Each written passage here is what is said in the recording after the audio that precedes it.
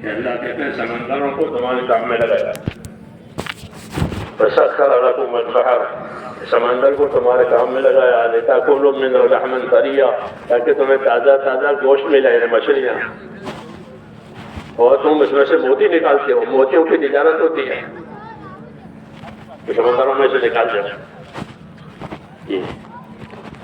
یہ سب چیزیں تمہارے کام میں لگائی ہیں۔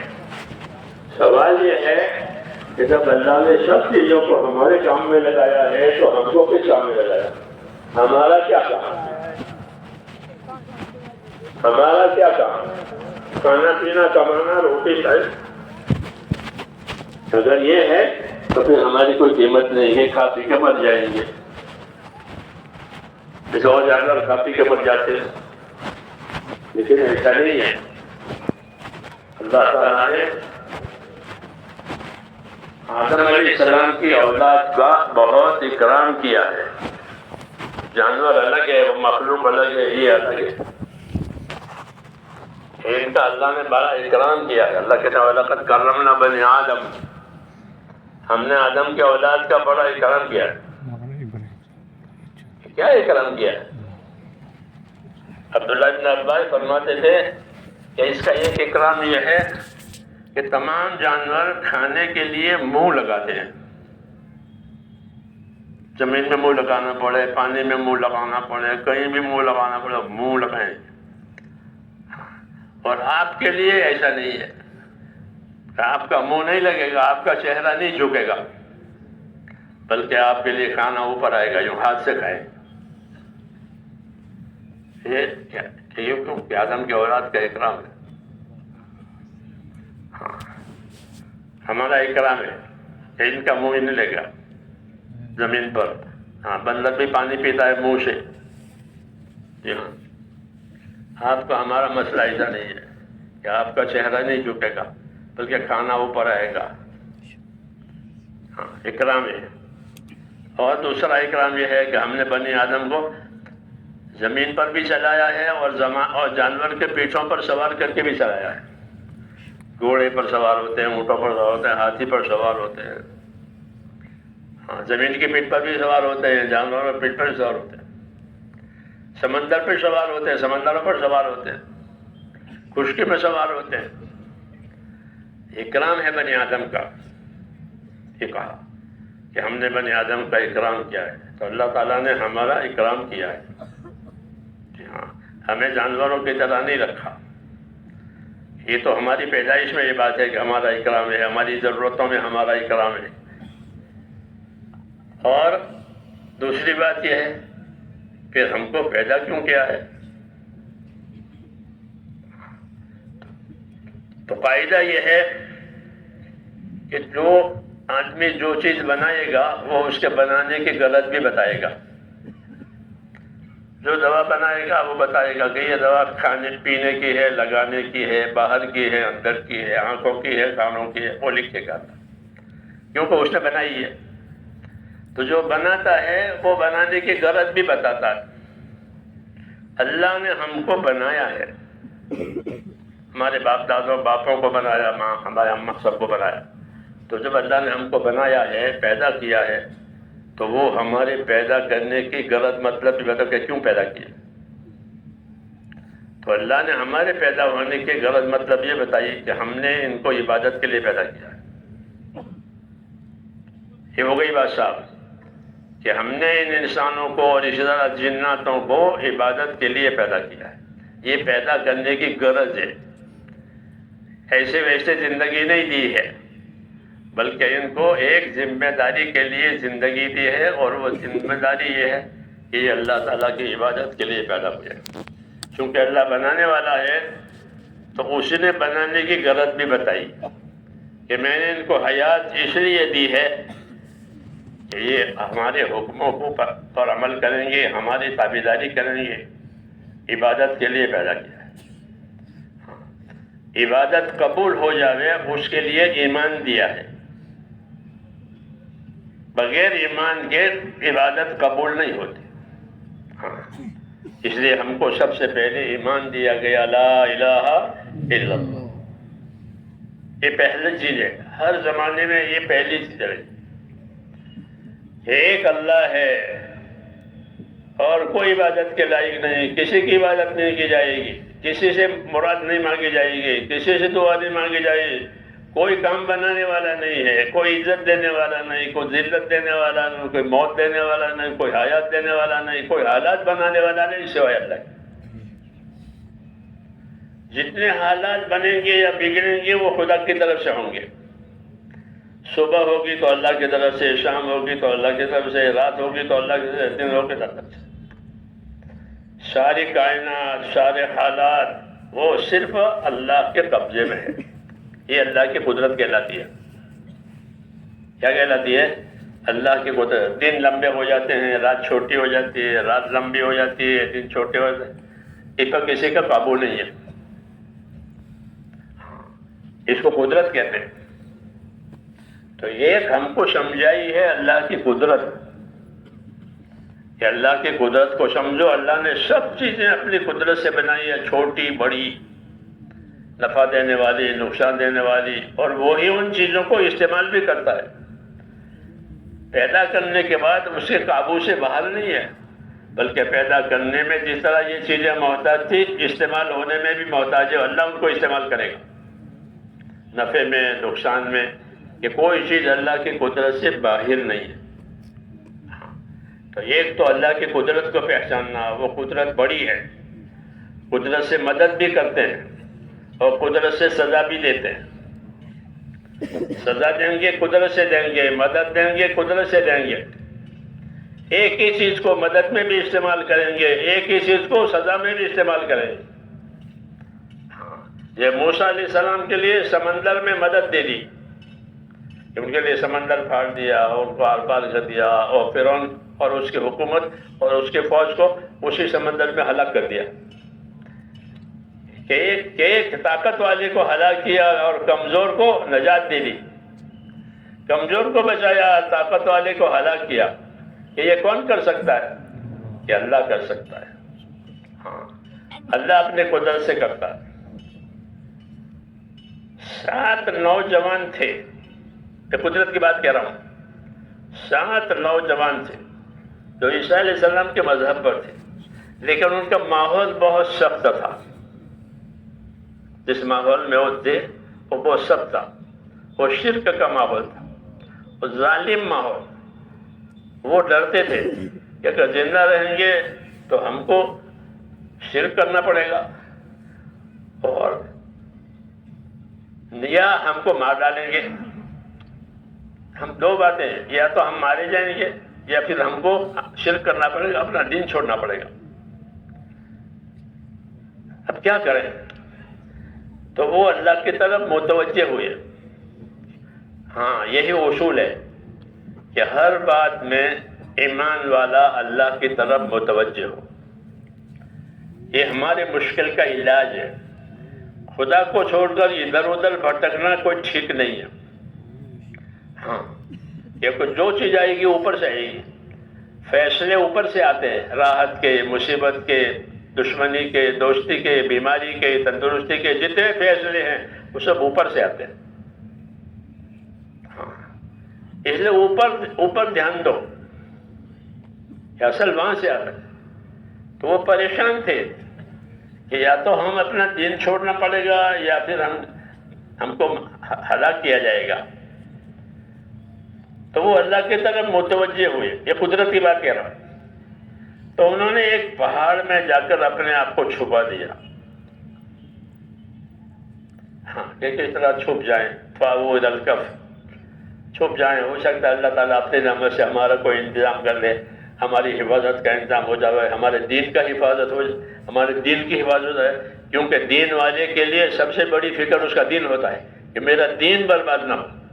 زندگی تو آج ہے کل نہیں ہے، لیکن یہ دین تو ضروری ہے۔ اگر زندگی دین کے ساتھ ہوئی تو پھر کامیابی ہے، بے دین ہو گیا تو مصیبت میں، دنیا میں بھی اور آخرت میں بھی۔ تو ان کو اپنے دین کی فکر تھی، اس لیے وہ اللہ کی طرف متوجہ ہوئے اور اپنے دین کو، اپنے آپ کو بچانے کے لیے اس میں چھپ گئے کہ اللہ تعالیٰ حفاظت ہے۔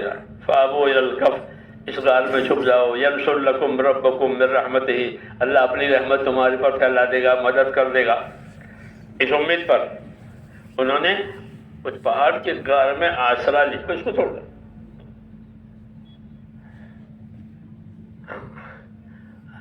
اب قدرت نے ان کی مدد ہی نہیں کر، کون کرتے ہیں کہ کیا مدد کی؟ کیا فرشتے آ گئے مدد کے لیے؟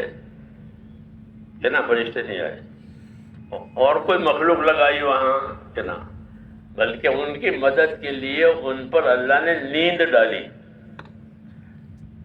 کیا لایا؟ سلا دیا، سلا دیا۔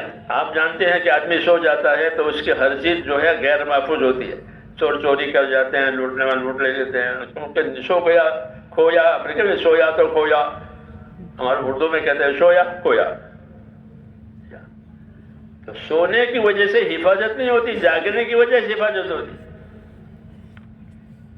اللہ نے ان کی حفاظت کی صلح کی، ان کو صلح دیا۔ فضربنا علی اعینہم، کہ ہم نے ان کی آنکھوں میں نیند ڈال دی۔ فضربنا علی آذانہم، کہ نیند ڈالی تو کان بھی بند ہو گئے، آنکھ بھی بند ہو گئی۔ یہ قدرت ہے کہ ان کی حفاظت کے لیے ان پر نیند ڈالی، حالانکہ نیند میں حفاظت نہیں ہوتی، نیند کی وجہ سے مال شوکات بھی چلا جاتا ہے، لیکن اللہ نے ان کی حفاظت کے لیے نیند ڈالی۔ اور کتنے سال حفاظت کی؟ کہ 300 سال، ہاں 300 سال سوتے رہے۔ قرآن پاک پڑھو، قرآن پاک میں ان کا قصہ ایک ہی جگہ ہے، ایک ہی صورت میں، آگے ان کا کہیں ذکر نہیں ہے، صرف سورہ کہف میں ان کا ذکر ہے۔ سورہ کہف کو ہر جمعہ کو پڑھنا چاہیے، ہاں جو سورہ کہف کو جمعہ پڑھے گا اس کے لیے نور ہوگا۔ ہاں جو سمجھدار لوگ ہوتے ہیں وہ جمعہ کو دن سورہ کہف بھی پڑھتے ہیں، درود شریف بھی زیادہ پڑھتے ہیں جمعہ کے دن۔ تو سورہ کہف میں ان کا ذکر ہے اور کہیں نہیں ہے کہ ہم نے ان کو سلایا کتنے برس؟ 300 برس۔ یہ قدرت ہے۔ آدمی تھوڑی دیر زمین پر پڑا رہے، بلکہ بستر پر بھی پڑا رہے، تو اس کا بدن سڑ جاتا ہے۔ دیکھا جب لمبی بیماری ہو جاتی ہے تو پیچھے گل جاتا ہے بدن، بستر پر پڑے پڑے۔ ہاں یہ تو مٹی میں پڑے ہوتے۔ یہ حفاظت ہے کہ اللہ نے ان کی حفاظت فرمائی اپنی قدرت سے، اور 300 برس حفاظت۔ 300 برس کے بعد جاگے ہیں۔ جی ہاں، بعض ملکوں میں، عرب کے ملکوں میں ان کی قبریں بھی ہیں، اصحاب کہف کی قبر، لوگ جاتے ہیں ان کی قبروں کی زیارت کرنے کے لیے۔ جوردن میں بتاتے ہیں، بعض لوگ ترکی میں بتاتے ہیں۔ تو میں نے قدرت کی مثال دی کہ اللہ بڑی قدرت والا ہے کہ 300 سال تک سلاوے، اور نہ زمین ان کو کھاوے، اور نہ ان کے ناخن بڑھے نہ بال بڑھے۔ آدمی 8 دن میں ناخن بال بڑھ جاتے ہیں، اور 300 سال میں کچھ نہیں ہوا۔ ہاں اگر زندہ رہے تو ناخن بال بڑھنے چاہیے، نہیں بڑھنے چاہیے، مر جاوے تو نہ بڑھے، کچھ نہیں ہوا۔ 300 سال تک سلایا اور پھر جگایا۔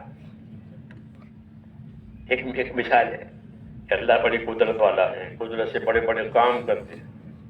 ہاں ورنہ 300 سال کی نیند آدمی سڑ جاوے زمین میں، زمین اس کو کھا جاوے، لوہے کو کھا جاتی ہے زمین۔ اگر لوہا پڑا رہے زمین میں تو آپ دیکھنا اوپر پوپڑیاں ہو جائے گی لوہے کے اوپر، لوہے کو زمین کھا جاتی ہے، زمین ہر چیز کو کھا جاتی ہے۔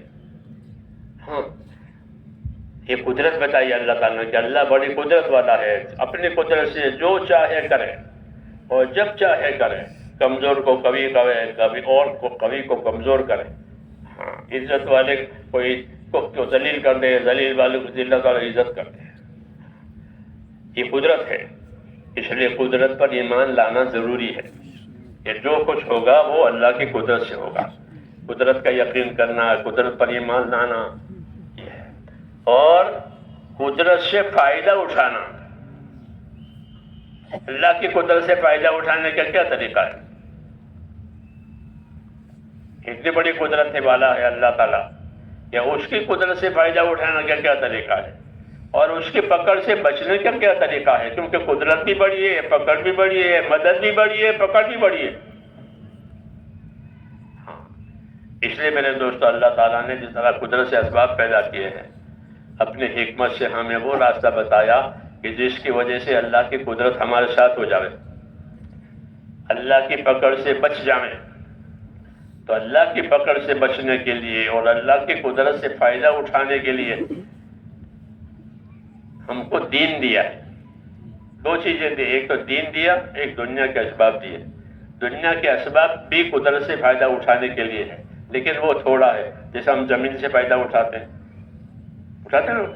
کہ زمین میں کھیتی کرتے ہیں، باغ لگاتے ہیں، دوسرے کام کرتے ہیں، گھر بنتے ہیں، سب بنتے ہیں. یہ بھی قدرت سے فائدہ اٹھا، مگر یہ تھوڑی دیر کے لیے ہے، موت تک کے لیے. کہ موت تک کے لیے فائدہ اٹھانے کے لیے بھی اسباب پیدا کیے کہ یہ موت تک کا فائدہ ہوگا، موت کے بعد پھر نہیں ہوگا. اور ایک وہ چیزیں ہیں کہ جس کا فائدہ موت سے پہلے بھی ہے اور موت کے بعد بھی ہے. وہ ہے اللہ تعالیٰ کا دین. وہ کیا ہے؟ کہ اللہ کا دین ہے کہ اگر دین ہوا تو دنیا میں بھی اس کا نفع آئے گا اور آخرت میں اس کا نفع آئے گا. اس لیے اللہ تعالیٰ نے دین سمجھانے کے لیے اور دین بتانے کے لیے نبیوں کو بھیجا ہے، اور یہ بتایا کہ اگر زندگی میں دین آیا تو دنیا میں برکتیں آئے گی، آخرت میں بدلہ ملے گا موت کے بعد. یہ بدلے کی جگہ وہ موت ہے، کیونکہ بدلہ ہمیشہ کے لیے دینا ہے. آدمی یہاں ہمیشہ رہتا نہیں ہے، اس لیے یہاں بدلہ نہیں دیتے، بدلہ اٹھا کے وہاں دیتے ہیں جہاں اس کو ہمیشہ رہنا ہے. یہاں تو کام کرنے کی جگہ ہے، جیسے لوگ دفتروں میں، آفسوں میں کام کرتے ہیں، وہاں کوئی دینا لینا نہیں ہوتا. ہاں، بلکہ مہینہ پورا ہو جاتا ہے تو ان کو ان کی تنخواہ ملتی ہے. جی ہاں، تو ایک کام کی جگہ ہوتی ہے، ایک بدلے کی جگہ ہوتی ہے. تو کام کی جگہ اللہ تعالیٰ نے دنیا بنایا، اس کو دارالعمل کہتے ہیں کہ یہ عمل کرنے کی جگہ ہے، اور آخرت بدلہ پانے کی جگہ ہے.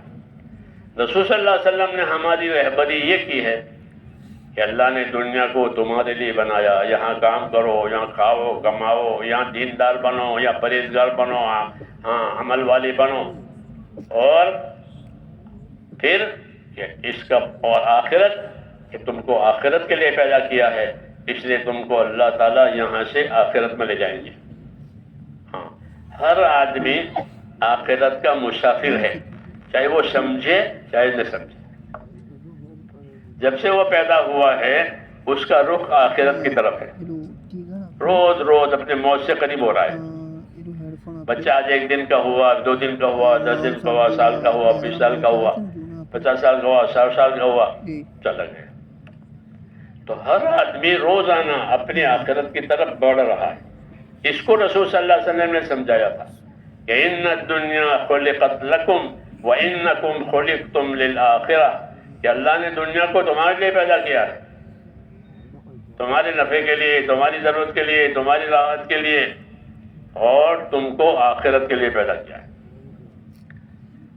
آخرت میں کامیاب ہونے کے لیے اور دنیا میں صحیح زندگی گزارنے کے لیے کیا راستہ ہے؟ کہ وہ دین کا راستہ ہے. اس لیے جیسا دنیا آخرت کو پیدا کیا، ہمارے لیے اللہ تعالیٰ نے دین اتارا ہے، اور دین کا پہلا کام وہ ہے ایمان. پہلا کام کیا ہے؟ اللہ پر ایمان لاؤ، اللہ سے تعلق پیدا کرو. جیسے دنیا کی چیزوں سے تعلق پیدا ہوتے ہیں، رشتہ داروں سے تعلق پیدا ہوتے ہیں، دوستوں سے تعلقات پیدا ہوتے ہیں، کہ اللہ سے تعلق پیدا کرو. تمام تعلقات کٹنے والے ہیں، اللہ والا تعلق نہیں کٹے گا. صحیح بنایا ہے تو غلط بنایا ہے تو. اگر کوئی اللہ کو ناراض کر رہا ہے تو اللہ کو ناراض کر کے اللہ سے ملے گا. اگر کوئی راضی کر رہا ہے اللہ کو تو راضی کر کے ملے گا. جو تعلق اللہ سے کیا ہے وہ نہیں کٹے گا، وہ رہے گا. دو قسم کے ہیں، دائیں والے انسان، بائیں والے انسان، صحیح والے، غلط والے، موافقت والے، مخالفت والے. کچھ لوگ اللہ کی مخالفت میں زندگی گزاریں گے، کچھ اللہ کی موافقت میں زندگی گزاریں گے. دایاں بایاں ہوتا ہے نا ہر کام میں. دو قسم کے لوگ دنیا میں، کیونکہ یہ عمل کرنے کی جگہ ہے، یہاں غلط عمل بھی ہوں گے، صحیح عمل بھی ہوں گے. اللہ کو غلط عمل پسند نہیں ہے، صحیح عمل پسند ہے. اس لیے عمل کی زندگی سمجھانے کے لیے اللہ تعالیٰ نے نبیوں کو بھیجا ہے، تاکہ وہ اپنی ذات کا ہر آدمی کو اس کی ذات کا استعمال سمجھاویں کہ تم اپنی ذات کو کیسے استعمال کرو گے. آدمی کی آنکھیں استعمال ہوتی ہے، کان استعمال ہوتے ہیں، ہاتھ پاؤں استعمال ہوتے ہیں، اس کا مال استعمال ہوتا ہے. ان استعمال کا صحیح طریقہ کیا ہے جس سے اللہ راضی ہو جائے؟ ویسے تو ہر آدمی اپنے آپ کو سمجھتا ہے کہ ہمارا مال ہے، ہماری ذات ہے، جہاں چاہے اپنی ذات کو استعمال کریں، جہاں اپنے مال کو استعمال کریں، کہ یہ بات غلط ہے. مولانا محمد یوسف صاحب رحمۃ اللہ علیہ فرماتے تھے کہ ہم اس دعوت کی محنت کے ذریعے سے اپنے بھائیوں کو اس غلطی سے بچانا چاہتے ہیں کہ وہ اس غلطی میں ہے کہ جان بھی ہماری ہے، مال بھی ہمارا ہے، جو چاہے کریں. ہاں، کہ میں اپنی ذات سے مختار ہوں، میرا مال ہے، میں جو چاہوں کروں. کہا کہ یہ غلط بات ہے. جان کس نے دی ہے؟ اللہ نے دی ہے. اور مال کس نے پیدا کیا ہے؟ اللہ نے پیدا کیا ہے. تو جان اور مال یہ دونوں کا پیدا کرنے والا اور دینے والا اللہ ہے. ہاں، ایک اندازے سے دیا کہ اتنی زندگی ملے گی، اتنا مال ملے گا، ہر ایک کے لیے مقدر ہے. تو یہ تقدیر کرنے والا اللہ ہے. ہاں، یہ اللہ نے دیا ہے، یہ زندگی دی ہے، زندگی کے اسباب دیے ہیں. اب سوال یہ ہے کہ زندگی کے اسباب ان کو کیوں دیے ہیں؟ زندگی بگاڑنے کے لیے دیے ہیں، زندگی بنانے کے لیے دیے؟ کس لیے دیے؟ آپ اپنے نوکر کو بہت سی چیزیں دیتے ہیں تو بگاڑنے کے لیے دیتے ہیں کہ بھئی یہ گاڑی لے جاؤ، یہ اسکوٹر لے جاؤ. ہاں، یہ کیوں؟ کہ کسی کام کو بیچ رہے ہو آپ کہ ہاں یہ لے جاؤ، یہ لے جاؤ، یہ لے جاؤ، تو بگاڑنے کے لیے ہے نا. صرف اسی کام میں استعمال کرنے کے لیے جس کام کے لیے جا رہا ہے. اپنے نوکروں کے ساتھ یہ معاملہ ہوتا ہے کہ بھائی گاڑی لے جاؤ، وہ یہ کام کر کے آؤ. ایسے ہی حق تعالیٰ شانہ نے کہتے ہیں دنیا میں ہم کو اسباب دیے ہیں کہ وہ اسباب نافرمانی کرنے کے لیے نہیں دیے ہیں. ہاں، اور نافرمانی کرنے کی کوئی جگہ بھی زمین میں نہیں ہے کہ وہاں جا کے نافرمانی کر لو. نہ کوئی جگہ ہے نافرمانی کی اور نہ کوئی سبب ہے نافرمانی کا. ہاں، یہ ترتیب ہے اللہ تعالیٰ کہ آنکھیں دی ہے، کان دی ہے، ہاتھ پاؤں دی ہے، مال اولاد تو گناہ کرنے کے لیے. کیوں؟ اس لیے کہ ہم کو یہ بتایا گیا ہے کہ ہم نے تم کو عبادت کے لیے پیدا کیا. جب عبادت کے لیے پیدا کیا ہے تو یہ سارے اسباب عبادت کے لیے ہے. سمجھ میں آئی نا بات؟ جیسے فوجی ہوتے ہیں تو فوجی کے پاس جتنا سامان ہے وہ سرکاری کام کے لیے، گاڑی ہو، جو بھی ہو، گھوڑے ہو، کہ وہ سب سرکاری کام کے لیے، اپنے کام کے لیے کوئی نہیں. مولانا الیاس صاحب کہتے تھے ہم تو سرکاری آدمی ہیں. مسلمان تو سرکاری آدمی ہے، اوپر کی سرکار کا وہ تابع ہے. اس کی جان، مال، اس کی اولاد، ہر چیز اس کے پاس سرکاری ہے، اپنی نہیں ہے. ہاں، کیوں؟ کہ اس کو حساب دینا پڑے گا کہ زندگی کہاں گنوائی، مال کہاں سے کمایا، مال کہاں خرچ ہوا. تو جتنی زندگی دی گئی ہے وہ سب ہمارے پاس امانت ہے. جس طرح نعمت ہے وہ امانت بھی ہے. دین یہ بتائے گا کہ جس طرح ان چیزوں کو نعمت سمجھتے ہو، ان چیزوں کو امانت بھی سمجھو کہ میرے پاس اللہ کی دی ہوئی ہر چیز نعمت بھی ہے، ہر چیز امانت بھی ہے. تو کیا کرو کہ نعمت کے جواب میں شکر کرو اور امانت کے جواب میں امانت دار رہو. نعمت کے جواب میں شکر کرو اور امانت کے جواب میں ایماندار رہو. کیونکہ جو ایماندار ہوگا وہ امانت کی حفاظت کرے گا، جو ایماندار نہیں ہوگا وہ امانت کی حفاظت نہیں کر سکتا. اس لیے میرے دوستو، اللہ تعالیٰ نے ہم کو ایمان کی دولت دی ہے. لا الہ الا اللہ، یہ ایمان کی دولت ہے.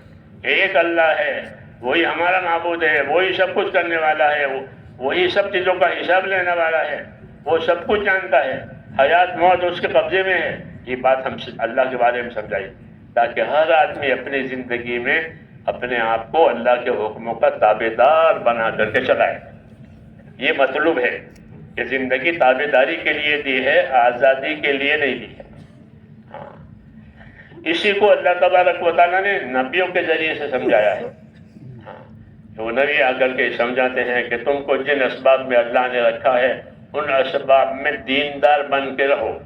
تاجر تجارت میں دیندار بن کر رہے، زمیندار زمین میں دیندار بن کر رہے، مالدار مالداری میں دیندار بن کر رہے، غریب غریبی میں دیندار بن کر رہے. دین ایک ایسی نعمت ہے کہ وہ کسی حال میں اس زندگی سے علیحدہ نہیں ہو سکتی. وَلَا تَمُوتُنَّ إِلَّا وَأَنْتُمْ مُسْلِمُونَ. کہ خبردار تمہاری موت اس حال میں آ گئی کہ تم اللہ کی بات مانتے مانتے مر جاؤ. اس میں کوئی ریزائن نہیں ہے کہ چلو بھائی اب ہو گئے، آپ جیسے ہوتا ہے 50 سال ہو گئے ریزائن ہو گئے. کہ نہیں، موت تک ذمہ داری ہے دین کی. دین کی ذمہ داری کب تک ہے؟ کہ موت تک. وَلَا تَمُوتُنَّ إِلَّا وَأَنْتُمْ مُسْلِمُونَ. تمہاری موت اس حال میں آوے کہ تم اللہ کی بات مانتے مانتے مر جاؤ. ہاں، یہ پوری زندگی کا ایک وظیفہ اور ذمہ داری ہے کہ اپنی زندگی کو دین پر ڈالنا ہے. حضرت عمر رضی اللہ تعالیٰ عنہ یہ فرماتے تھے کہ جیسی زندگی گزارو گے ویسے مرو گے، اور جیسے مرو گے ویسے قبروں سے اٹھو گے. یہ یاد رکھنے کی بات ہے کہ جیسی زندگی گزارو گے ویسے مرو گے، اور جیسے مرو گے ویسے اٹھو گے. کیونکہ زندگی گزارنا یہ تو ذمہ داری کی بات ہے، اور قبروں سے اٹھنا یہ نتیجے کی بات ہے. قبروں سے اٹھیں گے تو نتیجے کے ساتھ اٹھیں گے. بعض لوگوں کے چہرے سفید اور روشن ہوں گے، بعض لوگوں کے چہرے کالے ہوں گے. یوم تبیض وجوہ وتسود وجوہ. اس روز بعض چہرے سفید ہوں گے اور بعض چہرے سیاہ ہوں گے. جو سفید چہرے والے ہیں وہ رحمت میں جائیں گے، اور جن کے چہرے کالے ہوں گے وہ دھمکایا جائے گا. تم نے اللہ کے حکم توڑے ہیں، تم نے اللہ کی حدیں توڑی ہیں، یہ اس لیے تمہارا یہ حال ہے، اس لیے تمہاری سزا الگ ہے، ان کی جگہ الگ ہے، ان کی سزا الگ ہے، ان کی جگہ الگ ہے. یہ نتیجہ بتایا ہے. اس لیے میرے دوستو زندگی کو نتیجہ سامنے رکھ کر کے گزارنی ہے، کیونکہ ہماری زندگی ایک نتیجے پر جائے گی. ایسا نہیں کہ ایک بلبلا تھا پھوٹ گیا. سمندر میں بلبلے اٹھتے ہیں بڑے پٹپوٹے، پھر وہ پھوٹ جاتے ہیں، بنتے بھی ہیں پھوٹتے ہیں، کچھ نہیں، کیا ہوا کیا نہیں، کچھ نہیں. زندگی ایسی نہیں ہے، بلکہ زندگی ذمہ داری کا نام ہے. زندگی اس کا نام ہے، زندگی ذمہ داری کا نام ہے، زندگی امانت کا نام ہے، زندگی بطور امانت کے بھی ہے. اور زندگی کے جتنے سامان ہیں وہ بھی ہمارے پاس بطور امانت کے ہیں. آنکھیں ہوں، کان ہو، ہاتھ ہو، اولاد ہو، مال ہو، یہ سب ہمارے پاس امانتیں ہیں. ان امانتوں میں کیسے چلنا ہے، اس کے لیے اللہ تعالیٰ نے ہم کو دین دیا ہے اور نبی بھیجے. تو ان امانتوں میں کیسے چلو گے؟ کہ پہلی بات یہ ہے کہ ان امانتوں میں یقین کے ساتھ چلیں گے. کیسے ساتھ؟ کہ یقین اللہ پر ہے کہ جو اللہ کرے گا وہ ہوگا، جو اللہ چاہے گا وہ ہوگا، جو اللہ نہیں چاہے گا وہ نہیں ہوگا. کوئی طاقت نہیں ہے اللہ کے مقابلے کی. اللہ اکیلا طاقت والا ہے. کہ اللہ کو طاقت والا مانو، اللہ کو بنانے والا مانو، اللہ کو نفع نقصان دینے والا مانو، اللہ کو عزت دل، سب چیز اللہ کے ہاتھ میں ہے، کسی کے ہاتھ میں کچھ نہیں ہے. یہ پکی بات ہے. اگر سے نظر آتا ہے اس کے پاس یہ اس وقت کہ نہیں، وہ اس کو بطور امانت کے دی ہے. تو ایک تو اللہ نے اسباب دیے ہیں جو لوگوں کے پاس. دوسری چیز حالات ہوتے ہیں. حالات ہوتے ہیں. اسباب آدمی کے قبضے میں ہوتے ہیں، حالات آدمی کے قبضے میں نہیں ہوتے. حالات کس قبضے میں ہوتے ہیں؟ کہ حالات اللہ کے قبضے میں. ہتھیار والے کے پاس ہتھیار ہوتا ہے لیکن حفاظت اللہ کے ہاتھ میں. اللہ چاہے گا تو حفاظت ہوگی ہتھیار سے، اللہ نہیں چاہے گا تو پھر نہیں ہوگی. یہ ایمان کہلاتا ہے کہ ہمارے پاس ہتھیار ہے، کہ ہتھیار سے حفاظت نہیں ہوتی، ہتھیار سے کامیابی نہیں ہوتی. اللہ چاہے گا تو ہوگی، نہیں تو نہیں ہوگی. کہ دوا ہمارے پاس ہے کہ دوا سے تندرستی نہیں ہوتی، اللہ دے گا تو ہوگی، نہیں تو نہیں ہوگی. کہ مال سے حاجتیں پوری ہوگی کہ نہیں، مال سے حاجت پوری ہوگی، اللہ چاہے گا تو پوری ہوگی، نہیں تو نہیں ہوگی.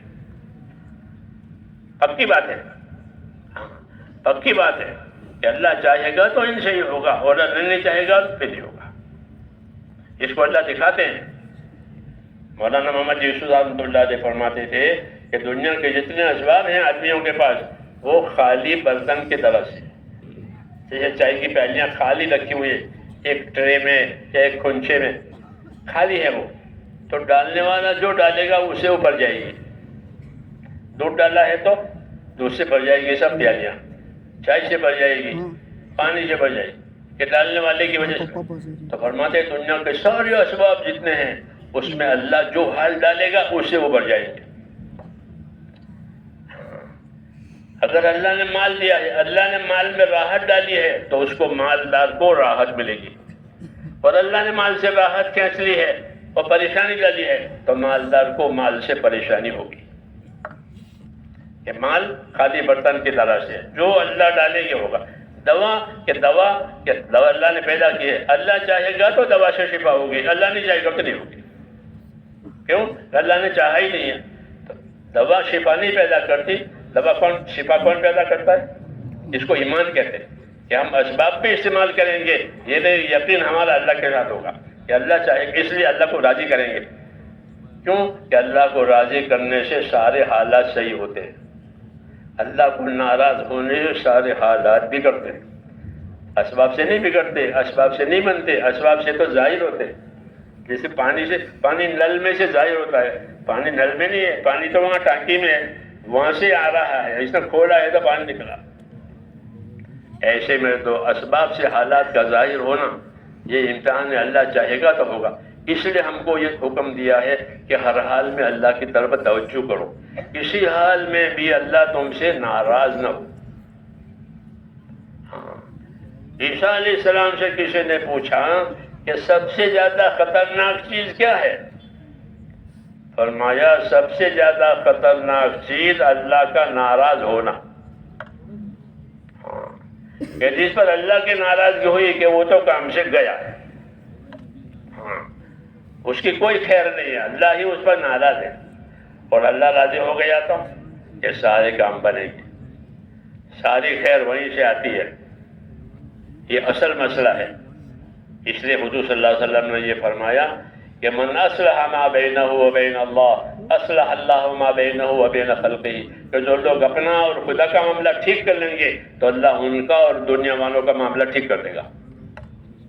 اتنی آسان بات ہے کہ اپنا معاملہ اللہ سے ٹھیک کرو, اللہ ناراض نہ ہو, اللہ کے تقاضے پورے ہو جائیں, اللہ کی دی ہوئی ذمہ داری پوری ہو جائے, پھر اللہ راضی ہو جائے گا. کہ اللہ راضی ہو کر تو سارے حالات بنیں گے. حالات اللہ کے قبضے میں. سورج اللہ نکالتا ہے, سورج اللہ ڈوباتا ہے, رات چھوٹی وہ کرتا ہے, دن بڑے وہ کرتا ہے. تو سارے حالات جس طرح دن کے چھوٹے رات کے چھوٹے ہونے, ایسے لوگوں کے حالات تنگ, اللہ حالات تنگ کرے گا اور اللہ حالات کھولے گا. جس طرح دن چھوٹا کر دیا رات لمبی ہو گئی, رات چھوٹی کر دی دن لمبے ہو گئے. یہ ہو نہیں کھولنا بننا, ایسے انسانوں کے حالات بھی اللہ کرتے ہیں. یہ سکھایا ہے. تو یہ کیوں سکھایا؟ تاکہ ہر حال میں اللہ کی طرف توجہ کرو, کوئی بات ایسی نہ پیدا ہو جاوے کہ جس سے اللہ ناراض ہو. جسے میں نے کہا نا, عیسیٰ علیہ السلام نے فرمایا کہ اللہ کا ناراض ہونا یہ سب سے زیادہ سخت چیز ہے. اس لیے میرے دوستو, اللہ تعالیٰ نے ہم کو زندگی کے صحیح بنانے کے لیے اور حالات کے صحیح بنانے کے لیے اپنے احکام بھی دیے ہیں. ان میں سے ایک ایمان ہے. پہلا حکم, ایمان والے بنو, یقین والے بنو, ایمان کی محنت کرو تاکہ دلوں میں ایمان رچے. ایمان کی محنت سے ایمان رچے گا, یعنی دلوں میں خدا کا خوف آئے گا, دلوں میں رحمت کی امیدیں آئے گی. اگر ایمان کی محنت کریں گے تو ایمان اترے گا. ایمان کی باتیں بولنا, ایمان کی باتیں سننا, ایمان کے کام کرنا, ایمان کے کام کی ترغیب دینا, یہ چیزیں وہ ہیں کہ جس کی وجہ سے اندر بات اترتی ہے. ہاں, اندر بات اترتی ہے. اس لیے ہم کو ایمان کی محنت دی ہے.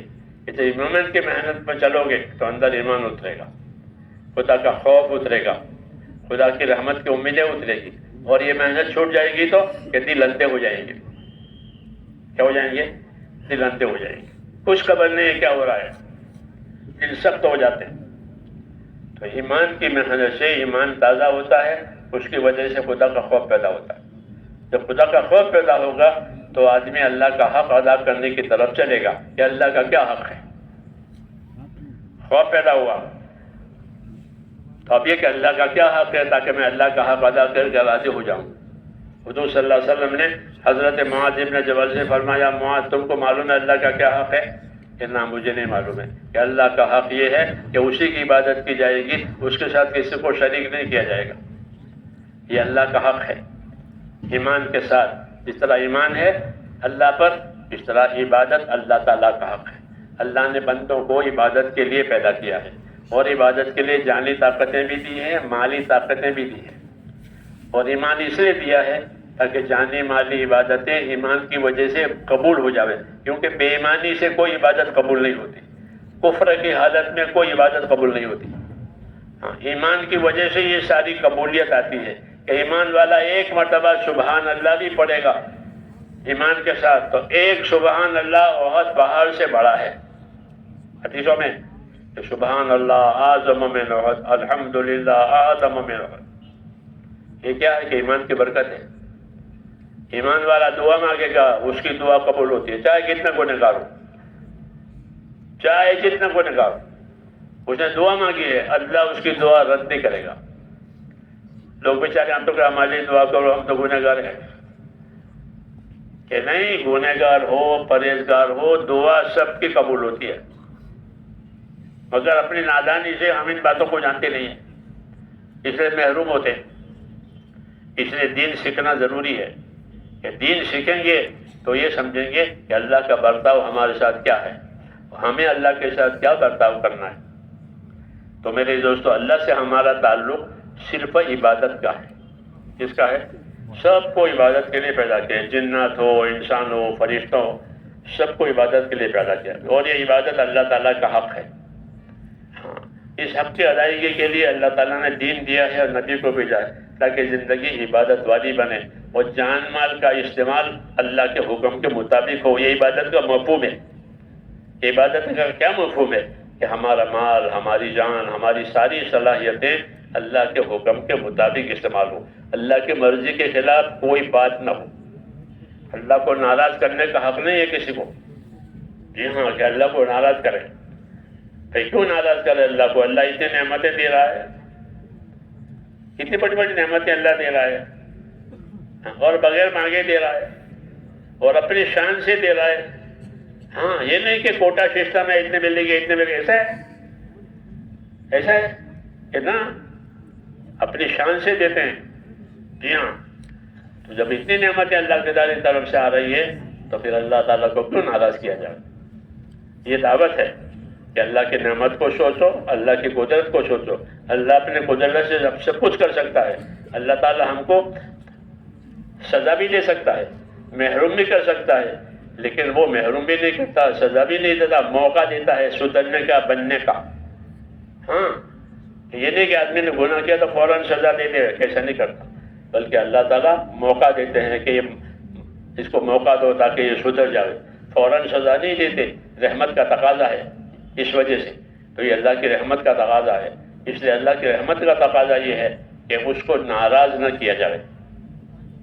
اپنی صلاحیتوں سے، اپنی طاقتوں سے اللہ تعالیٰ کو راضی کیا جائے. اپنی طاقتوں سے، صلاحیتوں سے اللہ کو راضی کرنے کا نام دین ہے. کیا ہے؟ دین. کہ اپنی ساری طاقتیں دین کے مطابق لگاؤ تاکہ اللہ تعالیٰ راضی ہو جائے. اس لیے میرے دوستو، ہم کو اللہ نے اپنی عبادت کا پابند کیا ہے. کیا کیا ہے؟ کہ میں نے تم کو زندگی عبادت کے لیے دی ہے، تو عبادت والے بنو. اور عبادت والے بننے کا طریقہ یہ ہے کہ زندگی میں دین لاؤ. کیا لاؤ؟ ہر حال کا دین ملا ہے ہم کو. ہر حال کا دین ملا. گھر میں رہو تو کیسا دین، بازار میں جاؤ تو کیسا دین، غریبی کا کیا دین، مالداری کا کیا دین، بیماری کا کیا دین، تندرستی کا کیا دین، سفر کا کیا دین، گھر پر رہنے کا، یہ سب چیزوں کا دین دیا. یعنی طریقے دیے ہیں، ہر حال کے طریقے دیے ہیں. وہ طریقے زندگی میں لانا ہے تاکہ مسلمان کی زندگی ہر حال میں دین والی بنے. مسجد میں بھی وہ دیندار ہے، اور دکان میں بھی دیندار ہے، اور گھر میں بھی دیندار ہے. کہ کس وجہ سے؟ کہ طریقوں کی وجہ سے. اس لیے دین سیکھنا ضروری ہے. اگر دین سیکھیں گے تو مسلمان ہر حال میں دین پر رہے گا، وہ بے دین ہوتا ہی نہیں. کیوں؟ کہ اس کو ہر حال کا دین دیا ہے. ہر حال کا دین دیا ہے. اپنے گھر میں رہے گا تو کیسا دین ہے، مسجد میں جائے گا تو کیسا دین ہے، دکان میں جائے گا تو کیسا دین ہے. دوستوں سے ملے گا تو کیسا دین ہے؟ ہر حال کا دین دیا ہے، جس طرح ہر حال کی روشنی دی ہے اللہ نے. روشنی دی، دن کی روشنی، رات کی روشنی، کہ رات میں یہ روشنی کی ضرورت ہے، دن میں یہ روشنی کی ضرورت ہے. ایسے ہر حال کا ہم کو دین دیا ہے. دعوت و تبلیغ کا مقصد یہ ہے کہ دین کی محنت ایسے کرو کہ ہر حال میں دیندار رہو. اس لیے تبلیغ میں جانا ہے، خالی چلے پورے کرنے کے لیے جانا، بلکہ کام سمجھنے کے لیے چلے دینا ہے، کام سمجھنے کے لیے وقت دینا ہے. جب اللہ کے راستے میں پھریں گے اور 24 گھنٹے اس ماحول میں گزریں گے تو ایک تو ایمان میں ترقی ہوگی، ایمان کی باتیں سنیں گے، ایمان کے کام کریں گے، ایمان کے لوگوں کو ایمان کی دعوت دیں گے تو اپنا ایمان ترقی کرے گا. جس طرح تاجر اپنا سامان بیچتا ہے، پھر اوپر سے لاتا ہے، نیچے بیچتا ہے تو اس کو نفع ملتا ہے اور وہ مالدار ہو جاتا ہے. ہوتا ہی نہیں ہوتا کاروبار کی وجہ سے. اوپر سے لائے گا، نیچے بیچے گا، بڑے بڑے تاجروں سے لائے گا، نیچے لے جاتا. یہ طریقہ ہے. دین میں بھی یہ ہے کہ اپنے سے زیادہ جاننے والوں کے پاس جاؤ، ان سے دین لو، اپنے سے کم جاننے والوں کے پاس جاؤ، ان کو دین دو. تبلیغ اوپر سے لو، نیچے دو. جو ایمان والے ہیں ان کی صحبت میں رہو تو ایمان آئے گا، جو اخلاص والے ہیں ان کی صحبت میں رہو تو اخلاص آئے گا. ان کی صحبت میں، کہ دین صحبت سے آتا ہے، دین محنت سے آتا ہے. اچھی صحبت میں رہنا، اچھی محنت میں رہنا. اچھی محنت کا مطلب یہ ہے کہ زندگی ہماری طریقوں والی بن جائے. رسول صلی اللہ علیہ وسلم کے ذریعے سے ہمیں سنت طریقے ملے ہیں. کیا ملا ہے؟ سنت طریقے ہر چیز کے. جوتا پہننا، جوتا اتارنا، جوتا پکڑنا، یہ 3 کام ہے. مثال دے رہا ہوں. جوتا پہننا اس کا سنت طریقہ ہے، جوتا اتارنا اس کا سنت طریقہ ہے، جوتا پکڑنا اس کا سنت طریقہ ہے. کیا مطلب ہے؟ جوتا کیسے پکڑیں گے؟ یہ بائیں ہاتھ سے پکڑیں گے جوتا. عائشہ صدیقہ فرماتی تھی کہ رسول صلی اللہ علیہ وسلم اچھی چیزوں کے لیے یہ ہاتھ استعمال کرتے تھے، دایاں ہاتھ. کسی کو دینا ہے، کسی کو لینا ہے، سلام کرنا ہے، کوئی چیز دینی ہے، قرآن شریف پکڑنا. تو اچھے کاموں کے لیے آپ کا سیدھا ہاتھ استعمال ہوتا تھا، ویسے کاموں کے لیے یہ استعمال. کہ ناک صاف کرنا ہے تو بایاں ہاتھ، اور کلی کرنا ہے تو سیدھا ہاتھ. کلی کس حد سے کریں گے؟ کیونکہ کلی تو پینے کی طرح ہے، تو کلی سیدھے ہاتھ، ورنہ اس کو آداب کہتے ہیں، اس کو طریقے کہتے ہیں. یہی سیکھنا ہے اللہ کے راستے میں نکل کہ اس کا کیا طریقہ ہے، اس کا کیا طریقہ. الحمدللہ اللہ نے ہم کو ایمان دیا ہے، مسلمان تو ہم ہیں ہی. تو اب کیا کرنا ہے کہ اسلام کے طریقے سیکھو، مسلمان ہونے کے طریقے سیکھو کہ تم کیسے کپڑا پہنو گے، تم کیسے کپڑا اتارو گے. ہاں، دنیا والوں کی طرح سے نہیں. کیوں کہ ہم تو مسلمان ہیں، ہم کو اللہ نے ایمان اسلام دیا ہے، تو وہ ایمان اسلام ہماری زندگی میں ظاہر ہونا چاہیے. کہ مسلمان کیسا ہوتا ہے؟ کہ پاک ہوتا ہے. مسلمان ناپاک نہیں ہوتا. ہمارے ایک بزرگ تھے، وہ ادھر لکھنؤ کی طرف سے آ رہے تھے سفر میں. تو راستے میں پیدل تھے، اس زمانے میں اتنے سب انتظام نہیں تھا، تو پیدل آ رہے تھے. پہنچتے پہنچتے جگہ ظہر کا وقت ہو گیا. سورج ظہر کا وقت ہو گیا ہے. قریب میں کوئی مسجد بھی تھی، یہ مسجد بھی ہے، ظہر کا وقت بھی ہو گیا ہے. کوئی بھائی مل جائے تو جماعت سے نماز پڑھے، کیونکہ جماعت سے نماز پڑھنا نبی کی سنت ہے.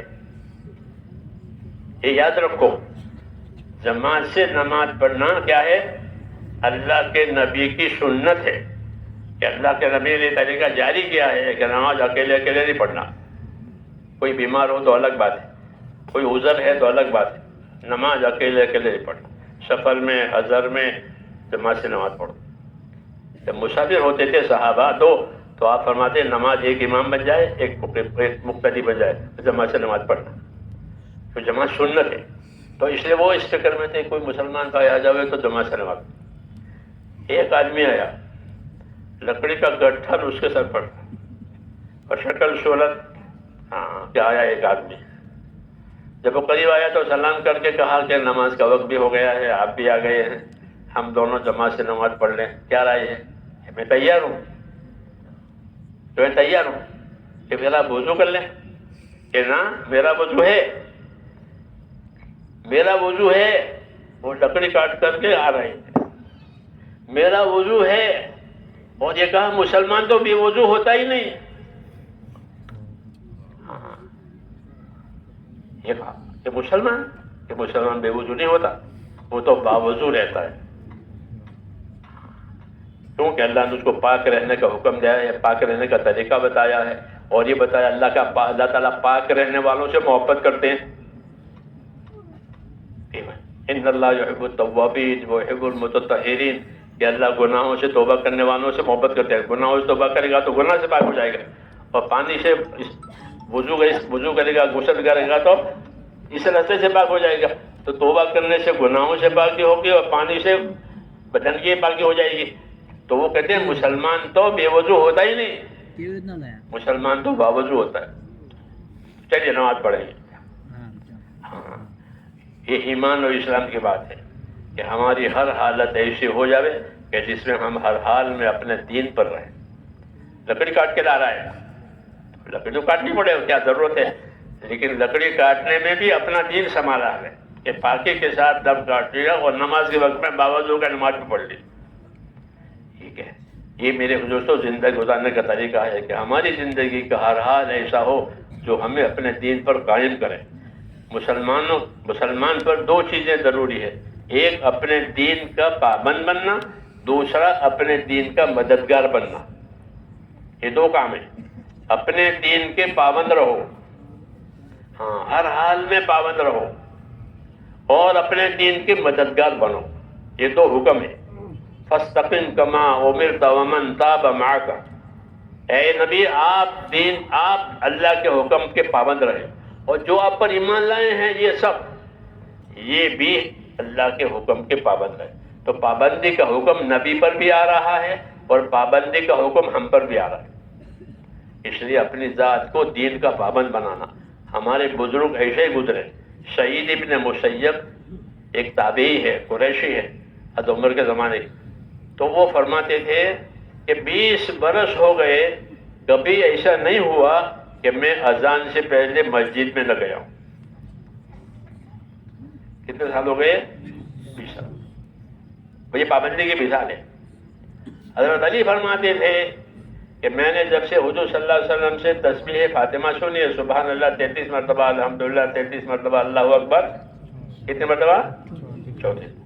جب سے میں نے وہ حدیث سنی ہے، یہ تسبیح میری کبھی فوت ہی نہیں ہوئی. یہ پابندی کی مثالیں دے رہا ہوں، پابندی کی مثالیں دے رہا ہوں کہ وہ تسبیح جب سے میں نے حدیث سنی کبھی فوت نہیں. تو کسی نے سوال کر دیا کہ آپ تو فلاں موقع پر میدان میں تھے، جنگ میں تھے، دشمنوں کو سامنے تھے، تو تسبیح پڑھی تھی؟ کہ ہاں وہاں بھی پڑھی تھی.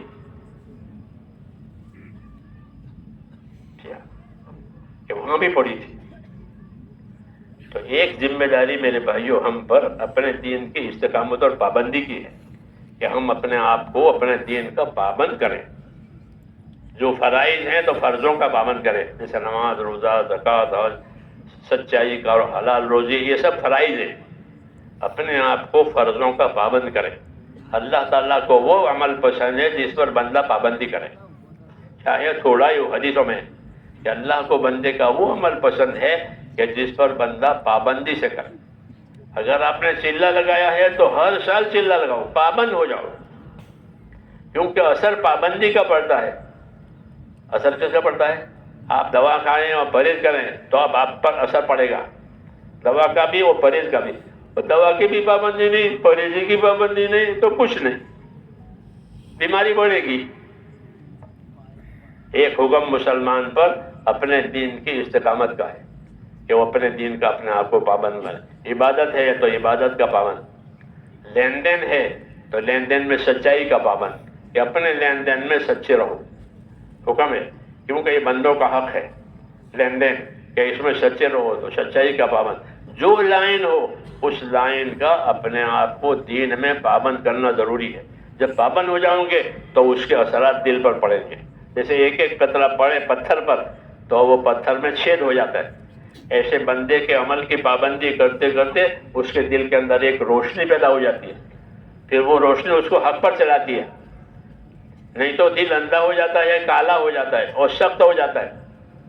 اس لیے میرے دوستوں، مسلمان کی ایک ذمہ داری یہ ہے کہ اپنے آپ کو دین کے کاموں کا پابند کرے، چاہے وہ نفل ہی ہو۔ کہ نفل نماز شروع کی کہ موت تک چلی گیا، کہ چارج پڑھتے ہو کہ پڑھتے رہو موت تک، اشراق پڑھتے ہو کہ پڑھتے رہو موت تک۔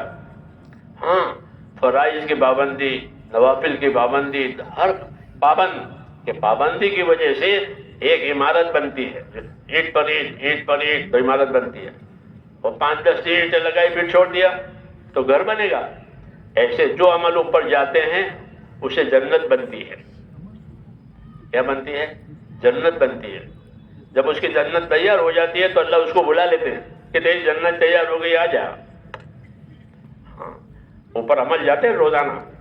ہاں، جب وہ عمل چھوڑ دیتا ہے تو وہ کام وہاں رک جاتا ہے۔ جیسے سیمنٹ نہیں آئی، لوہا نہیں آیا، کاریگر نہیں آیا تو کام رکتا ہے۔ ایک کام کیوں رکا؟ کاریگر نہیں آیا، سیمنٹ نہیں ہے، لوہا نہیں ہے، میٹیریل نہیں ہے۔ ایسے اوپر جنت میں بھی کہ جو عمل کرتا تھا پھر چھوڑ دیا تو وہ بننا بند ہو جائے گا۔ اب کوئی پوچھے گا فرشتے سے کہ کیوں؟ کہ مال نہیں آ رہا۔ اس لیے حکم ہے کہ اپنے دین کے عملوں کے پابند بنو۔ تو ایک حکم میرے دوستو ہمارے اوپر اپنے آپ کو پابندی کا ہے، عبادت ہے، نماز، روزہ، زکوٰۃ، یہ اور دوسرے ان تمام کاموں میں اپنے آپ کو استقامت کے ساتھ چلانا۔ یہ حکم نبی کو بھی ہے اور یہ حکم امت کو بھی ہے۔ دوسری بات کہ ہمارے ذمہ یہ ہے کہ ہم اپنے دین کے مددگار بنیں۔ کیا بنیں؟ اپنے دین کے پابند بنو، اپنے دین کے مددگار بنو۔ یا ایھا الذین آمنوا کونوا انصار اللہ، اے ایمان والو اپنے دین کے مددگار بنو۔ یہ سب کے لیے ہے، غریب ہو، مالدار ہو، جاہل ہو، عامل ہو، وہ اپنے دین کا مددگار بنے، اپنے دین کی نصرت کرے۔ نصرت کرنے کی مثال ایسی ہے جیسے زمین کو پانی دینا۔ زمین کو پانی دیں گے تو زمین کی ہر چیز اگے گی، زعفران بھی اگے گا، جو بھی اگیں گے۔ اور پانی نہیں ہے تو کہ نہ جو اگے نہ زعفران اگے، ادنا اعلیٰ کوئی نہیں، پانی ہی نہیں ہے۔ ایسے ہی میرے دوستو اپنے دین کی مدد کرنا، اپنے دین کی نصرت کرنا، اس سے دین کے تمام کام زندگیوں میں زندہ ہوتے ہیں۔ ہاں، تمام کام، نیکی کے کام زندگی میں زندہ ہونے کا یہی طریقہ ہے کہ ہم اپنے دین کے مددگار بنیں، ایسی محنت کریں کہ جس محنت سے زندگیوں میں دین آوے اور جس محنت کی وجہ سے لوگوں کے لیے راستہ بنے۔ دیکھو کسی غیر آباد زمین پر آپ چلو گے اور چند مدت تک کوئی چلے تو پگڈنڈی ہو جائے گی، پتہ نہیں، کچی زمین پر پگڈنڈی ہو جاتی ہے، معلوم لوگ یہاں سے آتے جاتے ہیں، راستہ ہو جاتا ہے۔ ایسے ہی میرے جو مسلمان اپنے دین کے مددگار بنیں گے، اپنے دین پر چلیں گے اور دوسروں کو چلنے کی دعوت دیں گے تو دوسروں کے لیے راستہ کھل جائے گا، دوسروں کے لیے چلنا آسان ہو جائے گا۔ ہاں، مولانا محمد یوسف صاحب رحمۃ اللہ علیہ فرماتے تھے کہ ہماری یہ جو محنت ہے اگر یہ صحیح طریقے پر چلی تو سب سے پہلے امت میں عبادت کا دین زندہ ہوگا۔ کون سا دین؟ عبادت کا، کیونکہ کلمے والے تو اب ہیں ہی۔ اب کلمے کے بعد عبادت ہے، کلمے کے بعد نماز ہے۔ تو اگر ہماری یہ محنت صحیح ہوئی تو امت میں عبادت کا دین زندہ ہوگا، کہ بے نمازی نمازی ہو جائیں گے، جو زکوٰۃ نہیں دیں وہ زکوٰۃ دیں گے، روزہ نہیں وہ روزہ رکھیں گے، تلاوت کریں گے، حج کریں گے۔ چنانچہ نمازی بڑھ گئے، حاجی بڑھ گئے، ہاں، ایسے تمام دینی کام بڑھ گئے کیونکہ ان کو پانی ملا۔ تو یہ ہماری جو محنت ہے وہ پانی دیتی ہے، یعنی دلوں میں یہ چیز پیدا کرتی ہے کہ بھئی دیندار بن کر زندگی گزارو، ایماندار بن کر زندگی گزارو، اللہ کا حق بھی ہے، مخلوق کا حق بھی ہے، سب کا حق پہچانو اور سب کا حق پہچان کر زندگی گزارو۔ یہ دعوت ہے، کلمے کی، نماز کی، علم و ذکر کی، اکرام اخلاص، یہ بنیادی چیزیں ہیں، اس کی یہ دعوت ہے۔ جب یہ دعوت چلے گی تو پھر زندگیوں میں دین آنا شروع ہو جائے گا۔ اس کو حضرت فرماتے تھے کہ سب سے پہلے عبادت کا دین زندہ ہو، کہ لوگوں میں نمازیں آئے گی۔ تو نماز تو آئی لیکن نماز کا سیکھنا ضروری ہے۔ دیکھا دیکھی ہم پڑھ لیتے ہیں، دیکھا دیکھی حج بھی کر لیتے ہیں، یہ بات صحیح نہیں۔ ہماری تبلیغ میں تیسرا نمبر علم و ذکر کا ہے. تیسرا نمبر کون سا ہے؟ علم و ذکر کا کیا مطلب ہے؟ ایسے گنو نا، پہلا نمبر تیسرا. علم و ذکر کا مطلب یہ ہے کہ ہماری زندگی کا ہر کام علم کے ساتھ ہو کہ اس میں اللہ کا کیا حکم ہے اور اس میں نبی نے کیا طریقہ بتایا ہے. یہ علم و ذکر کا مطلب ہے کہ میں کپڑا پہنوں تو ہم کو کپڑا پہننے کا کیا طریقہ بتایا. نبی نے کیا، خدا نے کہا کہ لباس پہنو. ننگا رہنا حرام ہے. ننگا رہنا نماز کے باہر بھی نماز کے اندر بھی ننگا رہنا حرام ہے. اللہ نے لباس کو پیدا کیا ہے عیب چھپانے کے لیے. یا بنی آدم قد انزلنا علیکم لباسا یواری سواتکم ورشا. اے آدم کے اولاد، میں نے تمہارے لیے لباس پیدا کیا ہے. یہ لباس کیا کرے گا؟ یہ لباس تمہارے بدن کے عیب کو چھپائے گا اور تمہارے بدن میں رونق پیدا کرے گا. آدمی لباس کی وجہ سے اس کی رونق معلوم ہوتی نہیں ہوتی؟ ہاں، تو لباس میں دونوں باتیں ہیں کہ تمہارے بدن میں رونق بھی آئے گی، تمہارا عیب چھپے گا. معلوم ہوا لباس اللہ نے اس لیے پیدا کیا ہے کہ جو چیزیں چھپانے کی ہے وہ چھپ جائے. جب چھپ جائے گی تو باقی چیزوں میں رونق آئے گی. جی ہاں، اس لیے اللہ نے لباس پیدا کیا ہے. تو اللہ نے لباس پیدا کرنے کو حکم دیا اور نبی نے لباس پہننے کا طریقہ بتایا کہ اس طرح پہنو، اس طرح اتارو. یہ علم و ذکر کہلاتا ہے. علم و ذکر کا مطلب یہ ہے کہ ہر کام میں اللہ تعالیٰ کا حکم دیکھو کہ اس میں اللہ کا کیا حکم ہے اور پھر اس حکم کے پورا کرنے کا طریقہ کیا ہے. جیسے نماز کا حکم ہے، نماز پڑھنے کا طریقہ ہے. ایسے ہر حکم میں حکم ہے، حکم پورا کرنے کا طریقہ ہے. وضو کرنے کا حکم ہے اور حضور صلی اللہ علیہ وسلم نے وضو کرنے کا طریقہ بتایا کہ اس طرح وضو کیا کرو. پہلے نبی اس طرح وضو کرتے تھے، وضو کر کے بتایا اور یہ فرمایا. تو اس کو دین کہتے ہیں کہ ہر کام میں میرے دوستو اللہ تعالیٰ کو حکم دیکھنا اور اس حکم کے پورا کرنے کا کیا طریقہ بتایا ہے. یہ علم و ذکر کا مطلب ہے. ہماری دعوت کا مقصد یہ ہے کہ ہماری زندگی میں سے جہالت ختم ہو جائے. کیا ختم ہو جائے؟ جہالت ختم ہو جائے کہ کوئی کام ایسا نہ ہو جو حکم کے خلاف ہو. کہ نہیں، جہالت ختم ہونا اور طریقے پر زندگی لانا یہ ہماری زندگی کی ذمہ داری ہے. اس کو سیکھنا ہے. اس کے سیکھنے کا ایک عمومی طریقہ تو یہ ہے، اللہ کے راستے میں پھریں گے، جاننے والوں سے سیکھیں گے، پوچھیں گے، یاد کریں گے، اور جو نہیں جانتے ہیں ان کے پاس جائیں گے، ان کو سکھائیں گے، ان کو بتائیں گے کہ یہ طریقہ ہے، یہ طریقہ ہے. جیسے جماعتیں جاتی ہے، بات بنجر جگہ ہوتی ہے، بنجر جگہوں پر جاتی ہے تو ان کو بتاتے ہیں. اور بعض جگہ اونچی ہو تو وہ اچھے جاننے والے ہوتے ہیں، اچھے سمجھنے والے ہوتے ہیں تو ان سے سیکھیں گے. اوپر والوں سے سیکھنا، نیچے والوں کو سکھانا، اس کو نصرت کہتے ہیں. کیا کہتے ہیں؟ نصرت. تو ہمارے ذمے اپنے کام کی استقامت بھی ہے اور ہمارے ذمے اپنے کام کی نصرت بھی ہے. نصرت اتنی ضروری ہے جتنا زمین کو پانی دینا ضروری ہے. آپ کی زمین ہے، باغ کے لائق ہے، کھیتی کے لائق ہے، لیکن آپ پانی نہیں دے رہے ہیں تو کیا ملے گا؟ یہ کچھ نہیں. زمین پھٹ جائے گی، زمین پھٹ جائے گی. ہاں، سوکھ کر کے. اس لیے زمین پانی مانگتی ہے. جب زمین کو پانی ملے گا تو زمین کو پانی ملے گا تو زمین میں جو صلاحیت ہے وہ ظاہر ہوگی. اگر وہ پھل کی زمین ہے تو وہاں باغ بنے گا، کھیتی کی زمین ہے تو وہاں کاشت ہوگی، کھیتی ہوگی. ہاں، ایسے جو محنت کی جائے گی اس زمین پر، اس زمین کا وہ نفع ظاہر ہوگا. ایسے میرے جو دین کا معاملہ ہے کہ اللہ اس کو نصرت کہتے ہیں کہ جب ہم اپنے دین کی نصرت کریں گے تو دین کا نفع باہر آئے گا. ہاں، لوگوں کی صلاحیتیں حق پر آئے گی. ہاں، لوگوں کی صلاحیتیں حق پر آئے گی. دعوت کا بڑا نفع یہی ہے کہ جب دین کی دعوت اور محنت چلے گی تو اللہ کے بندوں کی صلاحیتیں حق پر آ جائے گی، ورنہ ان کی صلاحیتیں دوسرے کاموں میں لگ جائے گی، غفلتوں میں لگے گی. اس لیے غفلتوں میں سے اپنے آپ کو نکالنا اور حکموں پر اور طریقوں پر اپنے آپ کو لانا یہ زندگی کی سب سے بڑی ذمہ داری ہے. ہماری زندگی کی ذمہ داریاں ہیں. ایک ذمہ داری اپنی ذات کی. حضور اللہ فرماتے ہیں یا ایھا الذین آمنوا قوا انفسکم واہلیکم نارا. اے ایمان والو، اپنے آپ کو دوزخ سے بچاؤ. ایک، اپنے آپ کو دوزخ سے بچاؤ، اپنے اہل و عیال کو دوزخ سے بچاؤ. یہ ذمہ داری بتائی. سب سے پہلے اپنے آپ کو دوزخ سے بچاؤ، یہ پہلی ذمہ داری ہے. چنانچہ آدمی کی پہلی ذمہ داری یہ ہے کہ وہ اپنے آپ کو دیندار بناوے. کیا بناوے؟ دیندار نہیں بنائے گا تو گنہگار بنے گا. پکی بات ہے. یہ ادھر نہیں تو ادھر. اس لیے پہلی ذمہ داری کہ اپنے آپ کو دیندار بناؤ، اتنا ایمان پیدا کرو کہ وہ ایمان خدا کے حکم پر لے جاوے، اتنا ایمان پیدا کریں کہ وہ ہمیں حرام سے بچائے۔ یہ ضروری ہے اپنے ایمان میں اتنی طاقت پیدا ہو جاوے کہ وہ ہمارا ایمان ہمیں اللہ کے فرض ادا کراوے اور اللہ کے حرام سے بچاوے۔ آدمی اللہ کے فرضوں پر ادا کرنے کی طاقت اور حرام سے بچنے کی طاقت ایمان کی وجہ سے ہوتی ہے۔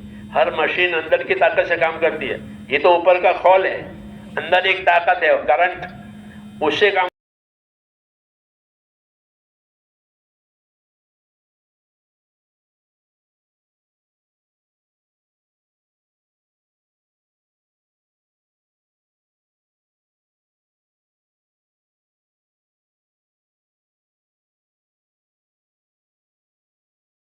کے لیے ایمانی ماحول میں رہو تو ایمان آئے گا تو حرام سے بچنے کی طاقت۔ اس لیے کہ سب سے بڑا عبادت گزار وہ آدمی ہے جو حرام سے بچے۔ حدیثوں میں ہے کہ اتق المحارم تکن عبد الناس، تو اللہ کے حرام سے بچ جا پھر تو خدا کا سب سے بڑا عبادت گزار ہے۔ سب سے بڑا عبادت گزار وہ ہے جو حرام سے بچے۔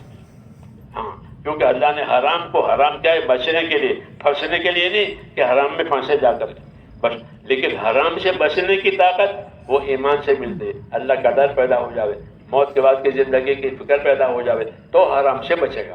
اس کے لیے اللہ نے ایمان کی محنت دی ہے کہ ایمان کی محنت کریں گے تو یہ باتیں پیدا ہو۔ دوسرا، اللہ نے جو چیزیں ہم پر فرض کی ہے، نماز ہے، روزہ ہے، زکوٰۃ ہے، حج ہے، حلال کمانا ہے، حلال خرچ کرنا، یہ فرائض ہے۔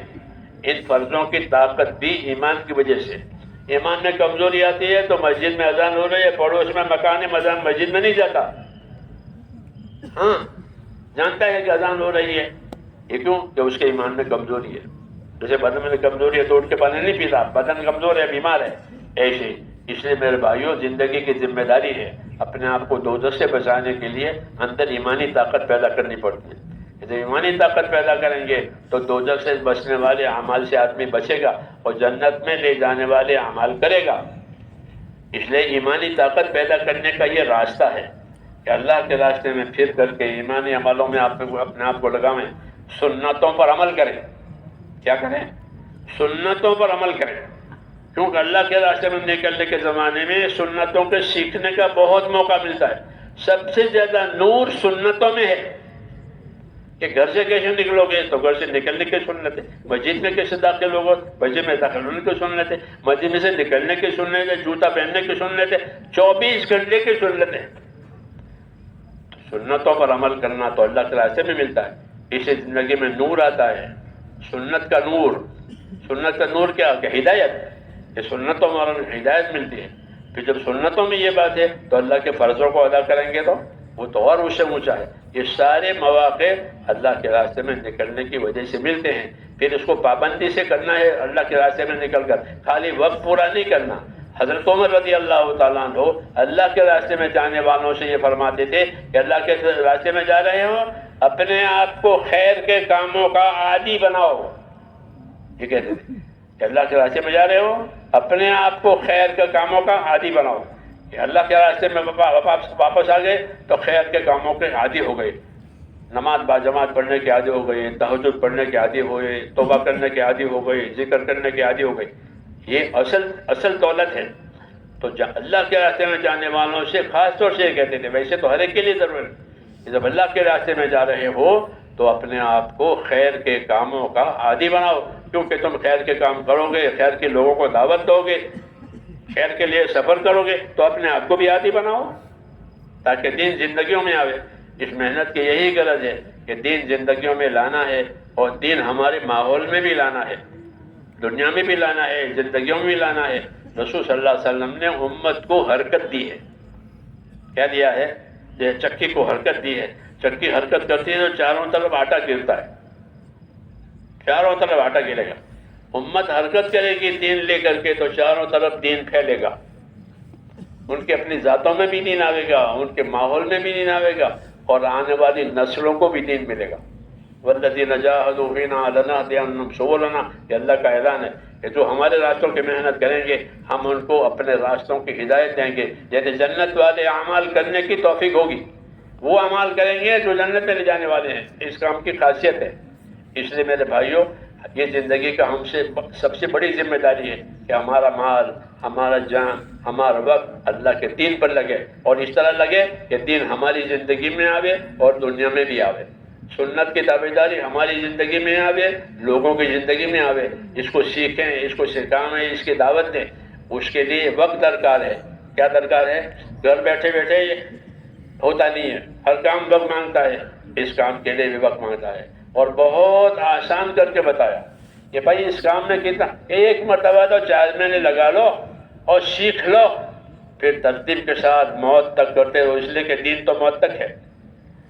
دین کب تک ہے؟ 4 مہینے تک۔ 4 مہینے مزاج بناؤ، ہاں اپنا مزاج بناؤ، دین پر چلنے کا مزاج بنے گا تو دین پر چلے گا۔ جانور کا مزاج لوگ بناتے ہیں تو وہ جانور قابو میں رہتا ہے، گھوڑا ہو، بیل ہو، تو اس کا مزاج ہو گیا۔ ایسے ہمارا مزاج دینی بنے گا۔ تبلیغ میں نکل کر دینی مزاج بنانا ہے۔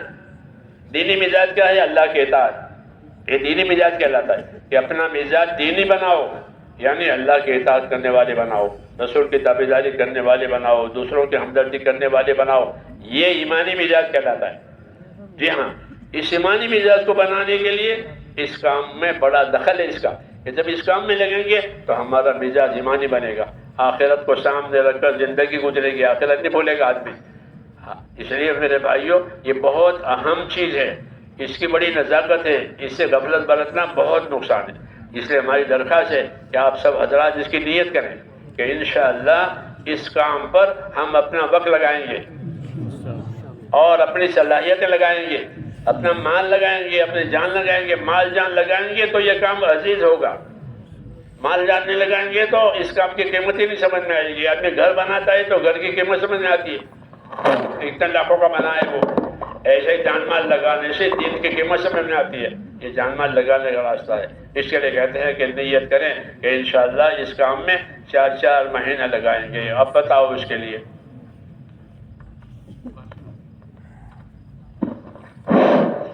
ہاں بھائی دوستو، ایک درخواست تو یہ ہے کہ